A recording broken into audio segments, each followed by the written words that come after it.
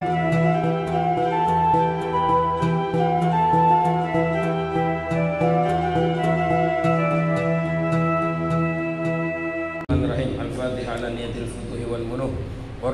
توبة النصوص صالح الجسد وروح إلى حضرة رسول محمد بن عبد الله صلى الله عليه وسلم ثم إلى الإمام سالم بن عبد الله بن سعد بن سنة حضرمي وجمع الشيخ حضر المدى وسوره مخرج من الله درجته في الجنة وعيدنا بركته مغفرة من ورد في الجنة ولا أرواح جميع المؤمنين من الله الشيخ ورب المغفرة. الفاتحة.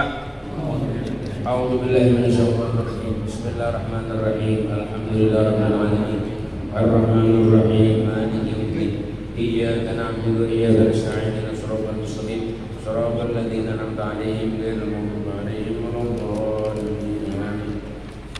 بسم الله الرحمن الرحيم. الحمد لله رب العالمين والصلاة والسلام على أشرف المرسلين سيدنا وحبيبنا وشفيعنا ومولانا محمد وعلى آله وصحبه أجمعين. أما بعد. Halaman 36.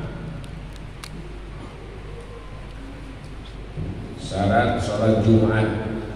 Kita sholat Jumat adalah sholat yang paling afdal ya, lebih mulia daripada sholat 5 waktu. Karena perintahnya jelas dalam Al-Quran Al-Karim surat Al-Jumu'at. Ya ayyuhalladzina amanu idza nudiya lis-salati fi yaumil jumu'ah. Hai orang beriman, kalau sudah dikumandangkan azan untuk melaksanakan sholat Jumat, fas'au ila dzikr, maka berangkatlah kalian kepada sholat Jumat untuk mengingat Allah Subhanahu wa ta'ala. Tinggalkan semua aktivitas kerja, jual beli, bisnis, semua kesibukan dunia. Wadarul bait, tinggalkan. Dzalikum khairul lakum in kuntum ta'lamun. Itu yang kalian lakukan, meninggalkan perdagangan, bisnis untuk memulihkan Allah, khairul lakum, sebuah kebaikan untuk kalian in kuntum ta'lamun, jika kalian memang mengetahuinya. Itu antara firman Allah tentang berkaitan sholat Jumat. Jadi Bapak-bapak, Jumat ini merupakan ya hari terbesar umat Islam dalam seminggu. Jadi siapa orang yang Jumatnya berhasil, maka hari-hari selanjutnya sukses. Jumatnya gagal, maka hari-hari berikutnya pasti lebih gagal lagi. Patokannya hari Jumat. Maka jadikanlah Jumat itu hari untuk akhirat kita. Cukup ya kita dari Sabtu sampai Kamis aktivitas kita dunia.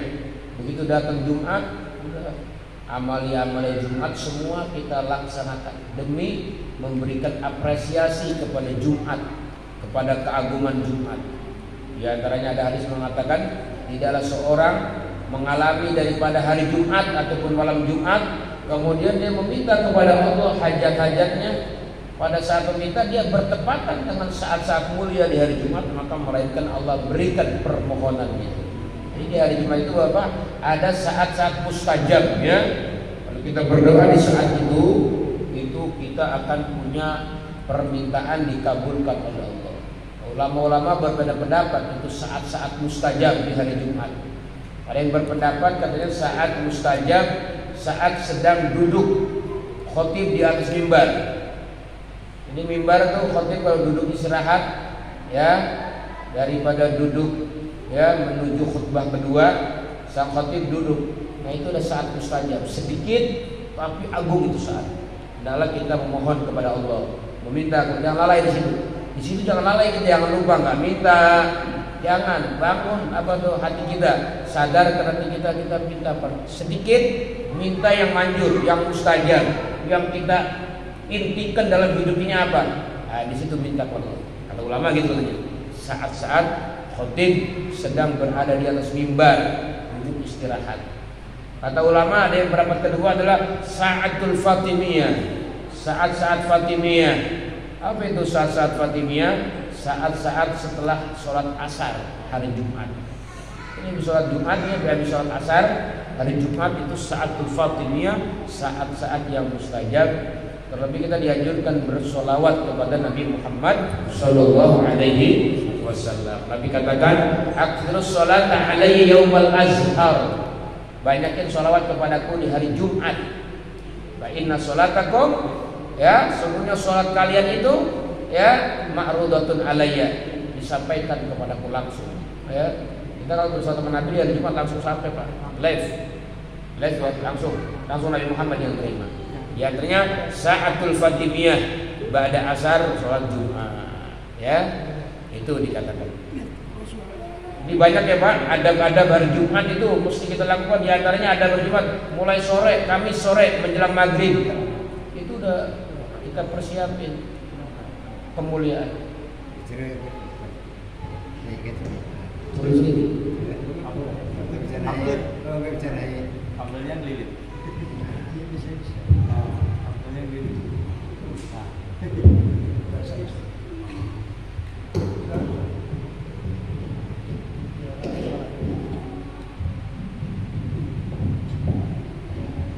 Ya,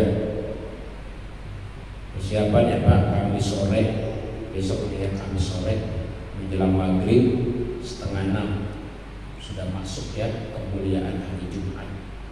Malamnya dari mulai beduk maghrib, usahakan maghrib berjamaah, hidupkan waktu maghrib sampai dengan isya dengan baca kahfi, baca surat Al-Kahfi kalau malam Jumat. Ada 5 surat yang dianjurkan malam Jumat. Di antaranya Al-Kahfi, membaca surat Ad-Dukhan, membaca suratnya Ali Imran, Yasin, Al-Ikhlas. Itu surat-surat yang dianjurkan dibaca di malam Jumat ataupun di hari Jumat. Kahfi lebih ditekankan lagi untuk dibaca. Kalau paginya hari Jumat dianjurkan kita Bapak mandi ya, bersih rapi-rapi kumis, bersih-bersih bulu ketiak, bulu kemaluan ya, kuku-kuku nih pendek-pendekin ya, penampilan kita matching-matchingin rapi ya, keren. Hari Jumat jangan berantakan, yang rapi. Pakaian dipersiapkan pakai putih, gamis kalau ada pakai gamis, pakaian idola ya. Hari Jumat pakai putih ya, siapin pakai minyak wangi yang segar ya. Hari Jumat siapin uang untuk sedekah, isi kotak amal. Makruh katanya hari Jumat itu kita kalau nggak sedekah ya. Jadi hari Jumat itu hari mulia, ada uang yang kita keluarkan di hari Jumat. Apakah ngasih makan anak yatim, fakir miskin, ya termasuk amalia sedekah, isi kotak amal di hari Jumat ya. Itu hari-hari yang sunnah disedekahkan. Bahkan katanya dianjurkan itu di hari-hari mulia bersedekah di hari Jumat karena berpahalanya berlipat ganda itu. Nah, itu diantaranya amalia. Dan sunnah Bapak berangkat Jumat itu kita lebih ketat lagi, jangan lambat. Jangan lambat kita kalau berangkat hari Jumat itu. Kan ada hadis itu. Siapa orang yang berangkat pada jam pertama maka pahalanya seperti orang mengorbankan seekor onta. Allah, kita nggak sanggup tuh korban onta ya, belum berani. Tapi orang yang berangkat Jumat lebih awal, nah dia dapat tuh pahala ya, seperti orang mengorbankan onta. Jam kedua seperti sapi atau lembu. Jam ketiga seperti kambing dan seterusnya. Dan jangan sampai keduluan sama khotib. Jadi khotib dianjurkan sunnah datang masuk ke area Jumat terakhir. Udah azan nih baru masuk. Jangan setengah 12 khotib udah masuk, untuk pahala yang lain semua. Makanya di sini bagus nih masjidnya, ada 2 lantai. Jadi khotib kalau datang suruh tahallul di bawah. Ntar dia naik pas azan ya. Pas selesai azan naik langsung masuk, bikin sholat qobliyah Jumat aja tuh, sholat qobliyah Jumat. Azan pertama, qobliyah Jumat langsung masuk. Jadi jangan langsung diterapin di sini ya, di tahallul luar. Biarin jamaah luar. Karena di dalam hadis artinya apabila ya sang khatib sudah masuk ke area masjid, maka ditutup buku catatan, catatan pahala korban onta, pahala sapi, pahala kambing, pahala ayam, pahala telur ada apa sih terakhir? Ya. Apa itu? Maka setelah datangnya khatib, tutup buku catatan malaikat dia.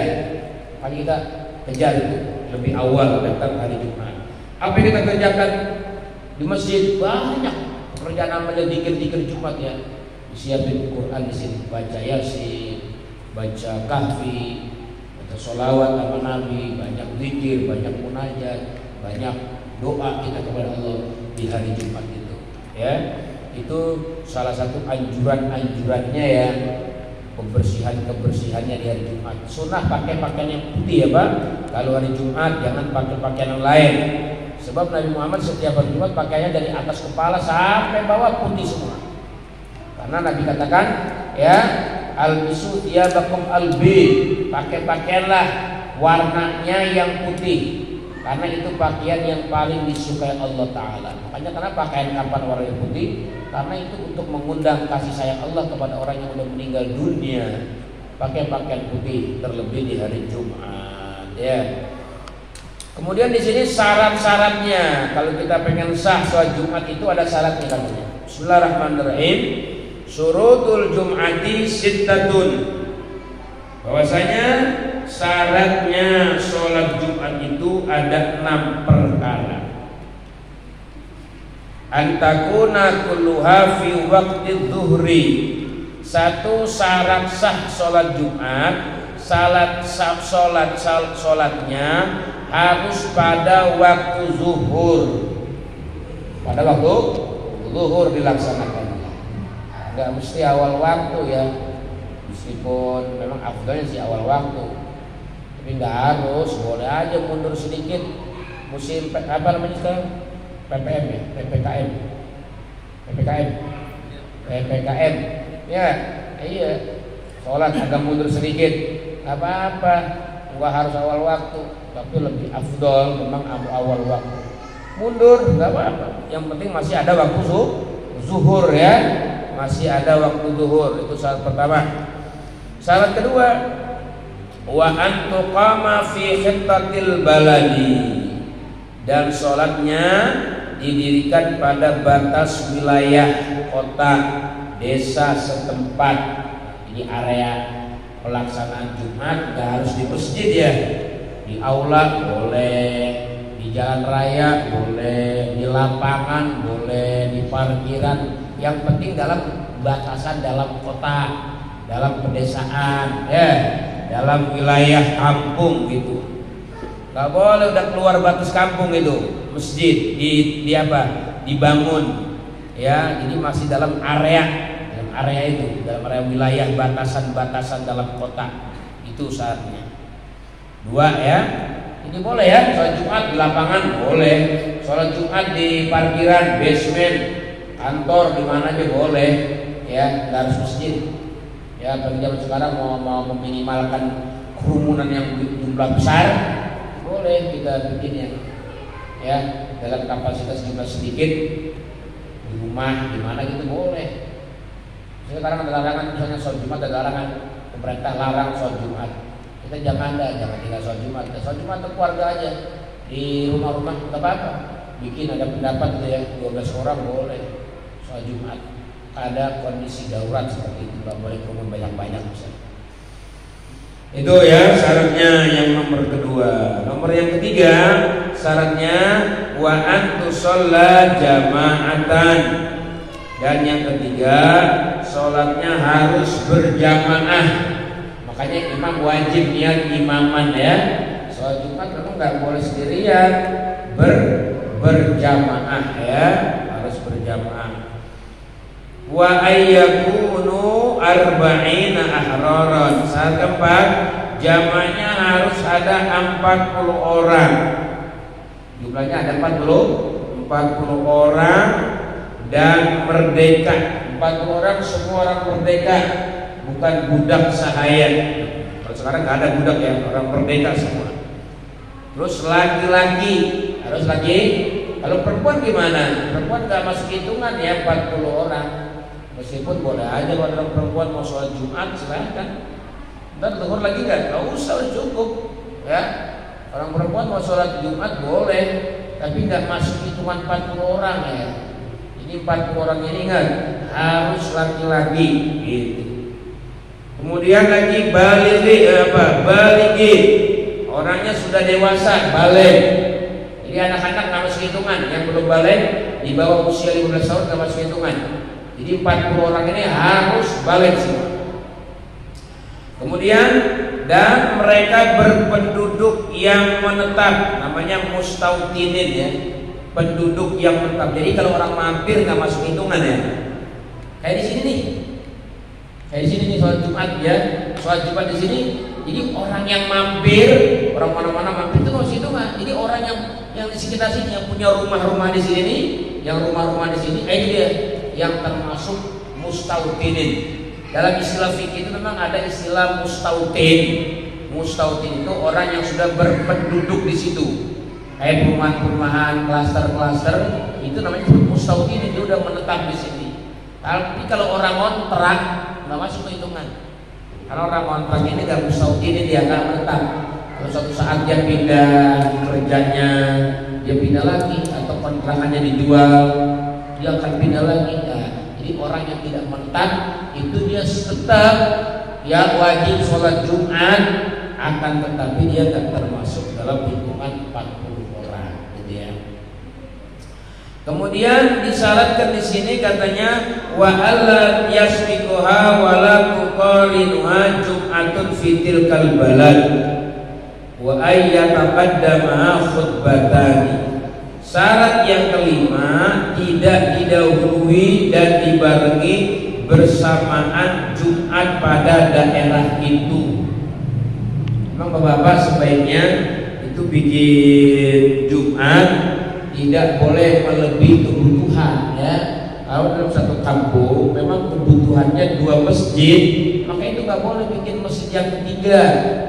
Apalagi kalau bisa dipertahankan satu wilayah ya, satu wilayah perkampungan per kelompok gitu ya. Kalau kita mungkin bahasanya apa ya, per warga gitu, per kampung, itu cukuplah bikin yang luas satu masjid, satu Jumat, sehingga kita sekampung ini seminggu sekali ada perjumpaan, ada pertemuan, ada silaturahim, ya seperti itu.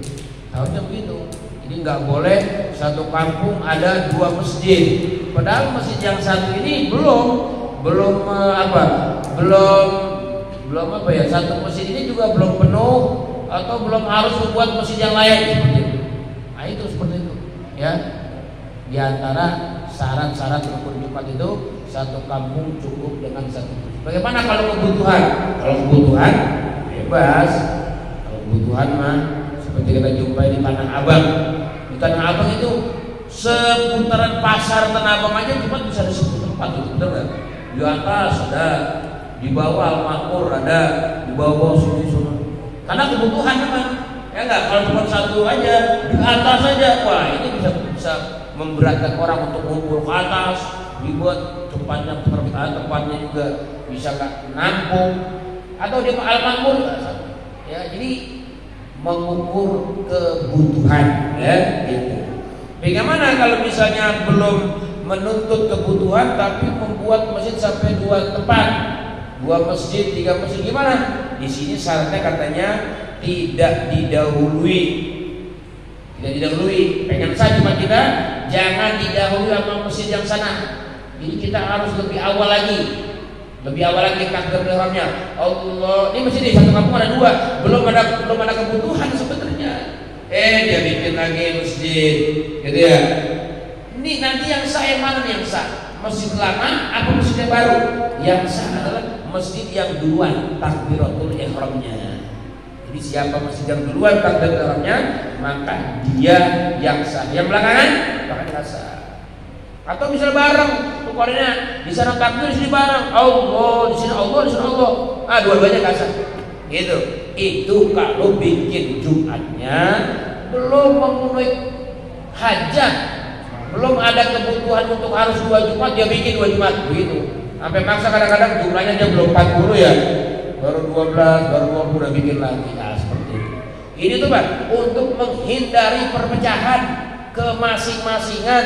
Seminggu sekali lah wajar kita ketemu sekampung, ketemu begitu ya, silaturahim. Cuma kalau udah di sini masih udah jarang ketemu, jarang silaturahmi, jarang tukar pikiran untuk membangunkan sebuah ya syiar Islam gimana nih gitu. Udah masing-masing mereka fokus dengan masjid-masjid mereka saja. Itu makanya dimasukkan syarat tidak boleh melebihi daripada 2 Jumat jika belum berkebutuhan ya, belum berhajat. Kemudian wa ayyataqaddamaha khutbatani. syarat sah sholat Jumat selanjutnya dan harus didahului oleh 2 khutbah. Jadi ini sholat Jumat Bapak patokan sahnya khutbah. Makanya tuh jangan sembarangan ya cari khotib, harus betul-betul yang paham tentang fikih-fikih Jumat. Sebab sholat Jumat yang 2 rakaat itu keabsahannya digantungkan dengan khutbah Jumat. Gimana khutbah Jumat sah? Sah sholatnya. Khutbah Jumat nggak sah? Nggak sah sholat Jumatnya gitu. Itu tuh keterkaitan. Beda sama Idul Fitri ya. Idul Fitri kan kita sholat dulu, baru khutbah. Nggak ada keterkaitan. Habis sholat bubar, misalnya nggak mendengar khutbah, nggak jadi masalah. Yang penting intinya sholatnya itu, gitu. Meskipun memang kita sunnah sih mendengarkan khutbah, tapi nggak disyaratkan. Ya, kalau Idul Fitri itu ada sholat gerhana yang sholatnya duluan, ya, khutbahnya belakang. Berbeda Jumat harus khutbah dulu, baru sholat. Gitu. Gimana itu supaya khutbahnya sah? Di sini ada nih syaratnya 2 khutbah. Syurutul khutbataini asyaratun. Bahwasanya syaratnya 2 khutbah itu ada 10 perkara. Ini fokus untuk sang khotib. Atau nanti suatu saat mungkin kita khotib gak datang, harus siap Pak. Jangan kita kadang-kadang prihatin hari Jumat bubar. Ada tuh di Kodam Kebayoran apa di mana? Kodam apa di Petukangan sini pernah katanya. Di Kebayoran kalau masalah di Kebayoran itu ya namanya itu perumahan komplek, semuanya itu orang-orang TNI semua yang nggak pernah belajar agama untuk jadi khotib. Ketika itu khotibnya berhalangan nggak hadir, ya mungkin apa karena macet, apa karena terjadi apalah halangan di perjalanan, banyak kempes atau apa macet total misalnya begitu, harus ngasih kabar. Begitu ngasih kabar waktu udah masuk, ya MC bilang bapak di sini khotibnya nggak datang, mungkin ada yang siap, silakan tunjuk tangan yang khotib silakan. Ya namanya orang dalam semua perumahan ya, nggak ada yang siap kita, nggak ada yang bisa. Jadi gimana dong? Ya udah kita bubar aja dah, nyari Jumat masing-masing. Kemana aja? Bubar semua. Ya Allah, musibah ya. Jumat ditinggal karena nggak ada khotib. Nah kita ini harus ada, meskipun cuma sekedar bisa rukun-rukunnya aja, inti-intinya saja yang penting. Banyak orang khutbah ini kadang-kadang ya fokus sama concern sama materinya, materi isi khutbahnya. Sementara rukun-rukunnya, syarat-syaratnya nggak dijaga sama dia. Nah lo tanggung jawab tuh khotib, ya tanggung jawab khotib. Makanya kita cari khotib yang betul-betul paham fikih tentang khutbah Jumat ya. Syaratnya kan ada 10. Apa syaratnya yang pertama? Syarat yang pertama at-taharatu anil hadatsain. 1, suci dari 2 hadas, baik hadas kecil maupun hadas besar. Untuk khutbah ya, syaratnya sama kayak sholat, bersih dari 2 hadas kecil dan besar. Yang kedua, wa tahara 'anil najasat fit thawb wal badan wal makan. Syarat kedua, suci daripada najis di pakaian, badan dan tempat. Pakaiannya bersih dari najis, badannya bersih dari najis. Tempat diam nih, tempat diamnya khutbah Jumat harus steril dan bersih. Jangan ada najis misalnya di situ, misalnya ada tai cak-cak, misalnya khotib nginjak, nggak sah sholat Jumatnya, ada najisnya. Atau misalnya kucing masuk, kencing di kursi situ, pas khotib duduk di situ, baju gamisnya basah, bau pesirnya. Nah ini harus dijaga itu kebersihan tempat mimbar ya. Ini namanya disebut tempat mimbar ya, tempat mimbar diamnya khotib harus bersih daripada najis. Itu diperhatikan ya. Di marbot ataupun nggak harus marbot, kita juga menyaksikan kalau ada najis di masjid, di karpet, di tempat itu harus dibersihkan ya, karena itu merupakan syarat sah khotib, syarat sah 2 khutbah. Kemudian selanjutnya wasatul aurat. Syarat yang ketiga menutup aurat. Khotib ya harus menutup auratnya. Kemudian syarat yang keempat ya wal qiyam alal khadiri. Wajib berdiri bagi orang yang puasa. Jadi menyampaikan khutbahnya wajib dalam keadaan berdiri kayak sholat, berdiri wajib. Kalau dia nggak mampu boleh duduk. Alhamdulillah ya, kita kadang-kadang berdiri yang masih sehat, masih agak gula-gula dan juga nasihat, berdiri, karena itu termasuk syaratnya khutbah, sahnya khutbah disampaikan dengan berdiri bagi yang mampu ya. Kemudian wal julus bainahuma fawqa tuma'ninah. Kemudian syarat yang kelima duduk antara dua khutbah. Jadi harus duduk ya Pak, antara dua khutbah itu ada duduknya. Di samping bangku gitu ya, duduk antara dua khutbah lebih lama dari tumakninahnya dalam sholat. Jadi agak lama dikit, tambahin dikit tumakninah. Artinya tumakninah itu badan kita nggak boleh bergerak. Sang khotib begitu selesai khutbah pertama duduk istirahat tumakninah. Udah tumakninah, sebaiknya katanya dalam kitab dijelasin membaca surat Al-Ikhlas, membaca Qul huwallahu ahad, ukuran lengkap sempurnanya tumakninah. Baca Quran. Setelah itu baru bangkit lagi gitu. Kadang-kadang ini ada khotib kadang-kadang nggak paham tumakninah itu ya. Batalnya khotib kadang-kadang kebanyakan di pas duduk antara dua khutbah. Ketika dia duduk, dia nggak tumakninah dulu. Dia langsung konsen cari buku khutbah kedua. Bagi-bagi ini tangannya masih bergerak. Begitu tangannya bergerak udah ketemu, langsung dia bangun lagi. Tangannya masih bergerak-gerak, langsung bangun lagi. Gak sah khutbah Jumatnya tuh ya, karena kurang syarat duduknya harus tumakninah, nggak harus duduk aja, harus tumakninah dalam duduk itu. Makanya dianjurkan untuk tumakninah baca dulu surat Qul, baca dulu. Jadi ini tangannya jangan bergerak dulu apa? Beresin meja, baju, tangan, buku, cari khutbah kedua, jangan, tenangin dulu gitu. Itu perlu itu. Kalau kita jadi khotib itu yang kita perhatikan inti-intinya. Masalah materi isi nantinya belakangan. Ya, karena intinya khutbah Jumat itu sebenarnya ya menyampaikan khutbah aja, enggak harus paham. Misalnya kita di sini, nah saya nggak bisa khutbah nih, ada buku khutbah cuma bahasa Arab, baca aja bahasa Arab nggak apa-apa. Ntar orang lain nggak paham gimana? Emang kalau khutbah Jumat nggak disuruh paham kok. Yang penting itu intinya kita paham ada wasiat takwa.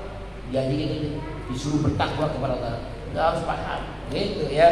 Beda mengaji, kalau ngaji memang harus diberikan pemahaman. Tapi kalau khutbah enggak, yang penting dengerin aja. Bawa ini nasihat, gitu aja, nasihat takwa, gitu aja. Pakai bahasa Arab misalnya. Kita masih dapetin kadang-kadang di daerah-daerah ya, itu pakai bahasa Arab khutbahnya. Karena untuk mempersingkat waktu jangan terlalu lama, ya. Karena kan khutbah sampai ada setengah jam. Khutbahnya aja tuh di luar rukun-rukunnya sampai setengah jam, 40 menit. Waduh, kelamaan. Apalagi musim-musim pandemi begini dipersingkat saja, jangan terlalu lama-lama ya. Itu syarat-syaratnya diantaranya ya, buat sang khotib duduknya harus tumakninah, melebihi tumakninah dalam sholat. Kemudian syarat yang keenam yaitu wal mualat bainahuma wa bainas shalah, berturut-turut antara dua khutbah dan dua salat. Tumakninah apa namanya berturut-turut. Jadi jangan terlama jaraknya. Jadi antara khutbah pertama selesai duduk, lanjut khutbah kedua selesai langsung qomat. Ya seperti biasa kita laksanakan seperti itu. Enggak boleh terlalu lama jeda waktunya ya. Singkat begitu ya. Kemudian di sini wa antakuna bil arabiyah. 7. Khutbahnya harus memakai bahasa Arab. Bahasa Arab, enggak boleh bahasa Indonesia ya. Rukun khutbah. Rukun khutbah enggak boleh diganti pakai bahasa Arab. Enggak boleh diganti pakai bahasa selain Arab. Harus bahasa Arab kalau rukun-rukunnya. Ya nanti ada di sini rukun-rukun khutbah nanti akan dijelasin ya. Itu rukun-rukunnya harus pakai bahasa Arab. Ada penceramahnya boleh ya pakai bahasa Indonesia, bahasa Padang, bahasa daerah boleh. Yang penting rukun-rukunnya nanti akan dijelasin. Kemudian wa ayyasmaha arba'una, dan khutbahnya harus didengar oleh 40 orang. Nggak boleh tidur nih Pak, nggak boleh tidur. Harus dengerin rukunnya tuh, yang penting rukunnya tuh dengerin. Takutnya kan rukunnya nggak dibaca. Kan kalau nggak dibaca kita sunnah berdiri. Ingetin khotib, maaf tadi wasiat takwa belum. Misalnya khotib maaf tadi gak ada selawatnya, khotib tadi nama Nabi Muhammad gak disebut. Itu sunnah kita ngingetin. Jadi jangan diem aja, khotib gak baca ini, diem aja sampai selesai. Gak sah khutbah kita, gak sah. Jadi harus didengar oleh 40 orang. Pokoknya 40 orang ini yang namanya pribumi, ingetin jangan tidur. Kecuali pada saat materi ceramah, kalau materi ceramah tidur, ya udah lewat itu mah, nggak wajib dengerin. Rukun-rukun aja. Masa baru mulai rukun udah, alhamdulillah udah pulas aja ya. Kebangetan itu ya. Baru mulai itu tuh. Nah ini bapak masukkan ya buat Masjid Ar-Rahman karena kita ngajar di sini biar lebih tertib lagi, termasuk menggeser kotak. Ya, kotak amal di saat khutbah berlangsung tuh hukumnya makruh, dibenci. Hukumnya dibenci. Jadi kalau kita mau menggeser kotak amal itu sebaiknya sebelum azan kedua. Jadi habis sholat sunnah Jumat kemudian Jumat, salam, jangan langsung inallah malaikatnya, jangan langsung menaikkan mimbar. Tenang lagi, Jumatnya masih ini kok, masih jauh lah juga jarak puasa. Jangan terburu-buru. Kemudian Jumat jeda dulu. Nah, ngapain? Kotak amal jalan. Jadi jangan dibarengin tuh kotak amal sama khutbah, karena nanti orang akan konsen ngambil dompet, nggak dengerin tuh khutbah yang rukun itu. Kan makruh hukumnya jadi luput ya mendengarkan. Kalau luput mendengarkan, kalau dia termasuk pribumi dan memang jumlahnya terbatas ada 40 orang, bisa nggak satu sholat Jumat. Jadi jumlahnya ada 100 gitu orangnya, ya yang lain masih bisa dengerin. Kalau yang pas-pasan bisa nggak sah gitu.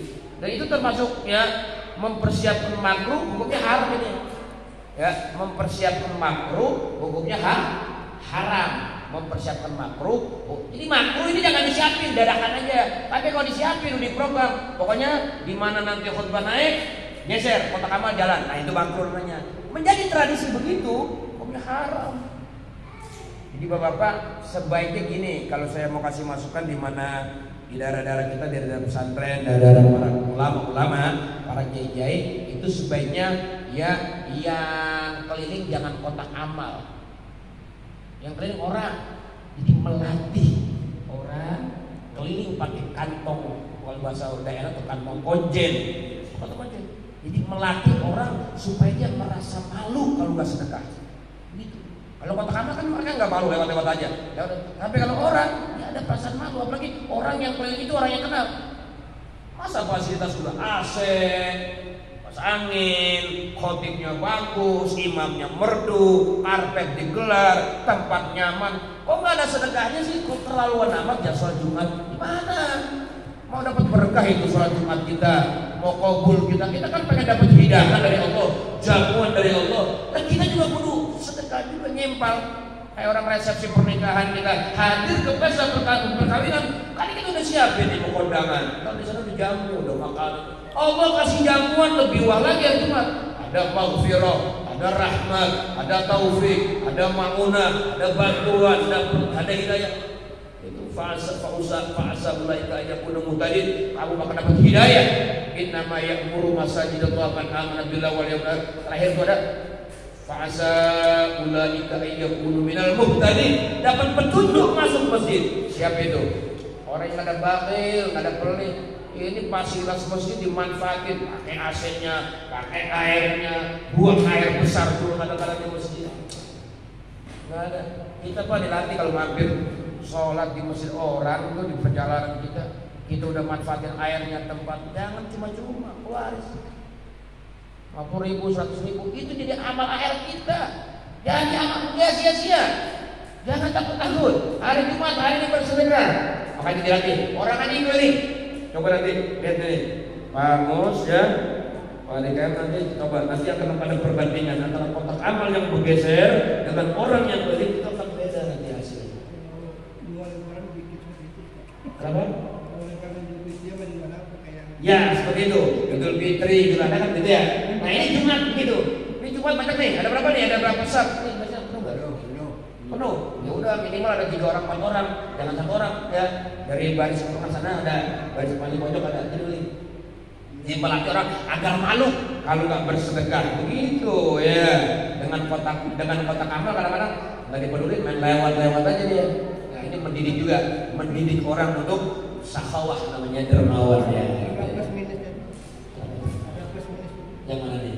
Yang Kotak. Antara malu di depan kan masalah. Iya gitu, paling pintar. Plus ngurangin. Plus minusnya kata gitu katanya. Orang mau pindah, nggak ada urusan kan mau pindah ya. Itu mendidik orang supaya ada tarbiyah. Jadi mesti ini orang merasa ditarbiyah, merasa dihargai juga kadang-kadang. Orang yang pak, dihargai kita. Kenapa? Yang minta orang. Gitu ya. Gitu ya. Jadi bapak harus dengar oleh 40 orang. Jadi nanti kalau suatu saat ada khotib nyampe rukun khutbahnya ada yang kurang, jangan sungkan-sungkan kasih masukan. Boleh. Hah? Boleh ya? Wajib. Bukan boleh. Kalau dia kurang, misalnya kurang apa Syarat pun. dia kekurangan apa ya? Kita kasih masukan. Boleh, Iya. boleh. Iya. Boleh. Kalau wajib ya. Wajib. Yang rukun gitu dia. Yang rukun. Iya. Boleh itu ya. Iya. Langsung kita bangun gitu ya. Dulu ada ceritanya tuh di Kuitang, kata Ali bin Abdurrahman Habsyi Kuitang begitu. Jadi ada khotib yang menyampaikan khutbah, lupa. Abang itu langsung khotib, nggak harus berdiri sih.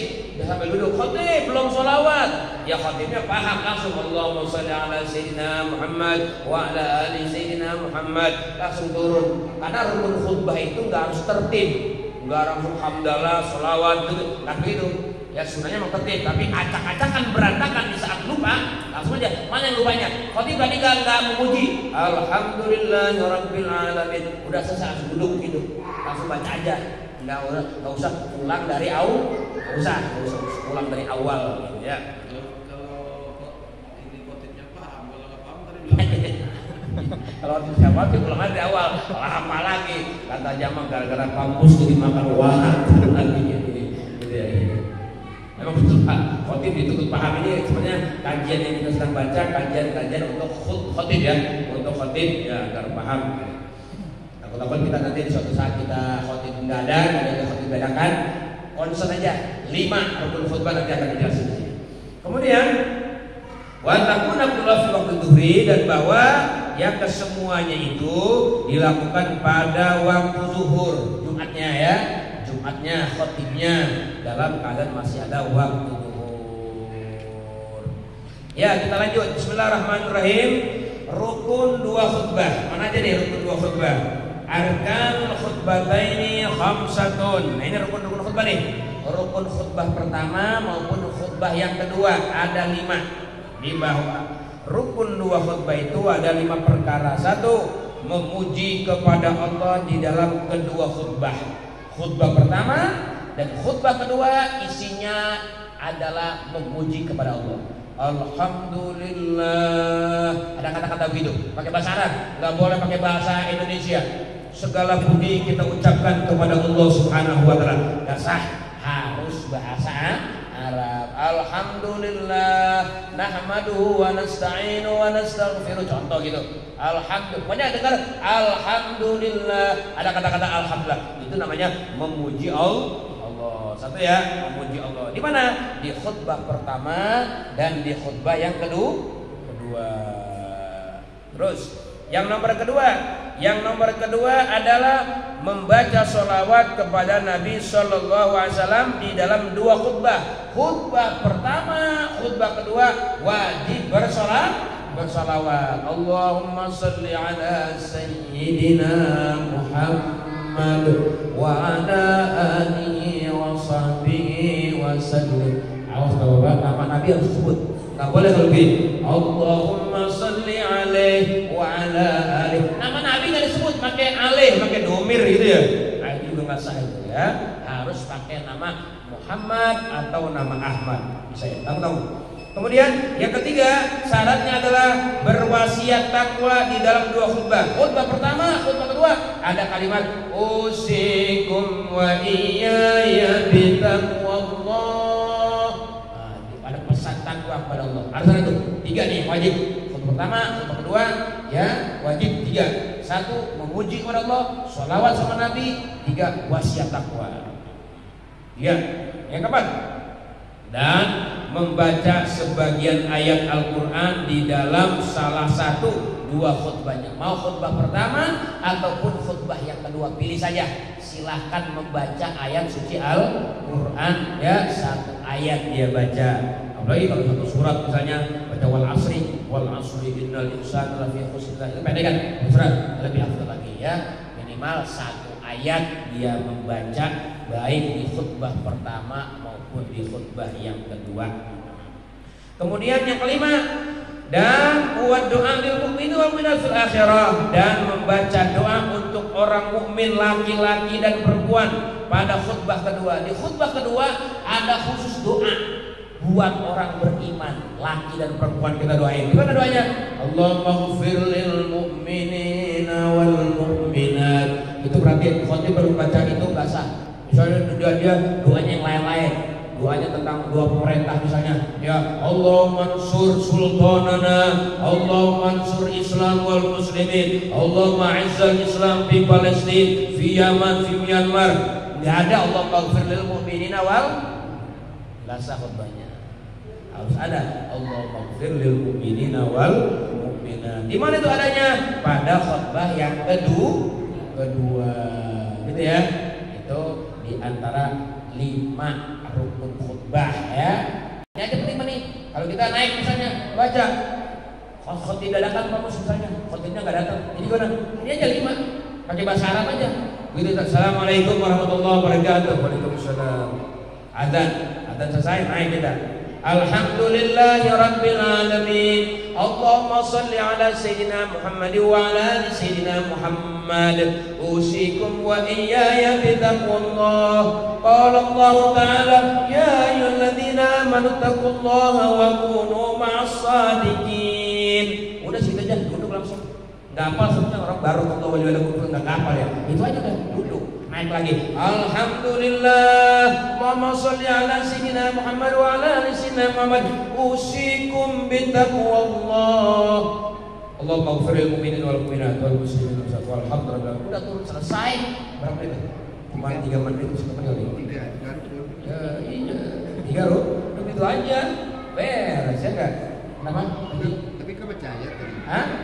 Tadi bacain tadi di khutbah pertama tuh. Ya alladzina amanu taqullaha wa kunu ma'as shadiqin. Boleh di khutbah pertama, boleh di khutbah kedua. Keduanya khutbah pertama enggak baca Al-Qur'an. Ya, enggak baca Al-Qur'an. Di khutbah yang keduanya, innallaha malaikatahu yusholluna 'alan nabi ya ayyuhalladzina amanu shallu 'alaihi wa sallimu taslima. Itu kan Al-Qur'an itu satu ayat. Pakai buku. Hah? Pakai buku khutbah boleh. Boleh.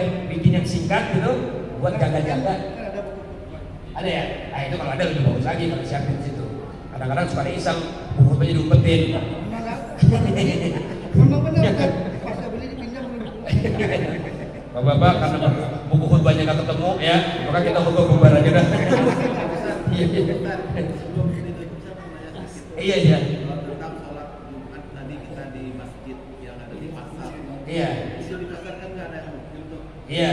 Itu gimana hukumnya Jumat? Iya, saya juga belum dapat itu pertanyaan-pertanyaan zaman sekarang itu ya, bapak-bapak kondisi-kondisi di kantor-kantor ya kan? Iya. Itu kan di kantor-kantor kan nggak ada perumahan, nggak ada pendudukan di kantor. Itu kan harus pribumi, harus gimana itu? Nanti kita coba tanya di tempat-tempat pengajian yang lain ya, karena itu juga mungkin ada pendapat-pendapat yang lain. Tentunya ada pendapat yang lain karena kita juga temukan banyak para kiai-kiai mengisi di kantor-kantor. Karena itu pada penduduk sih. Makanya kalau kita kerja kantor, bapak-bapak ini kerja kantor, pengen sembahyang Jumatnya bagus, numpang di sholat Jumat di masjid perkampungan. Kalau di kantor tuh ada perkampungan, mendingan sholat di perkampungan aja, jangan di aula kantor ya, di dalam gedung, di dalam basement. Itu Ustaz, seumpama yang berdoa kurang 40 itu. Hah? Ada pendapat yang lain yang tadi ya, yang pendapatnya Di ada. sini kita Iya. kan udah ratusan orang, itu banyak mungkin umpamanya kurang dari 40. Iya, ada 12. Kan semua orang nggak masuk kan? Mana nggak masuk? Ya, makanya- Kalau klaster masuk ya. Kalau klaster udah punya rumah pribadi kan. Kalau kontrakan Ada yang orang. juga.